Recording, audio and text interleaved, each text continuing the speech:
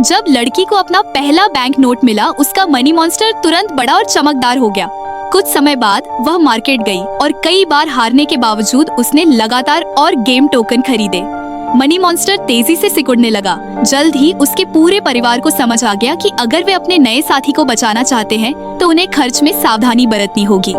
Cycle चलाते हुए उसने देखा कि एक बुजुर्ग महिला का मनी मॉन्स्टर बेहद विशाल था, जबकि एक अमीर आदमी का बहुत छोटा, क्योंकि उसने सारा पैसा महंगी कारों पर उड़ा दिया था।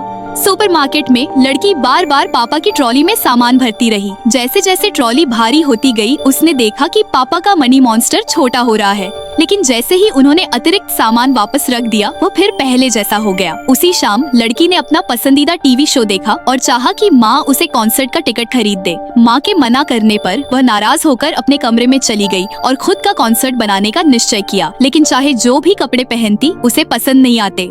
अंत में जब उसने एक ड्रेस चुनी तो उसे लगा कि उसके गहने खास नहीं हैं। तभी उसने एक पोस्टर देखा जिसमें एक फैशनेबल ड्रेस थी और उसने पूरा मैचिंग सेट खरीदने का मन बना लिया।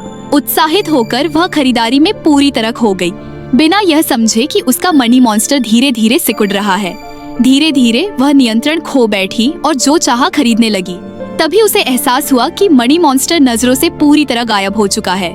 घबराकर उसने कमरे का कोना कोना छान मारा, जब तक कि उसने उसे एक सुनसान कोने में छिपा हुआ नहीं पा लिया। तब तक वह इतना छोटा हो चुका था कि गायब होने वाला था।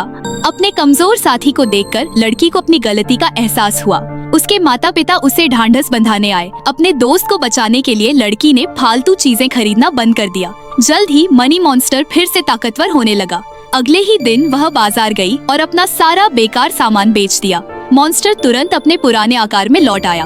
तभी उसकी दादी आई और उसे वह कॉन्सर्ट टिकट दिया जिसका वह लंबे समय से सपना देख रही थी।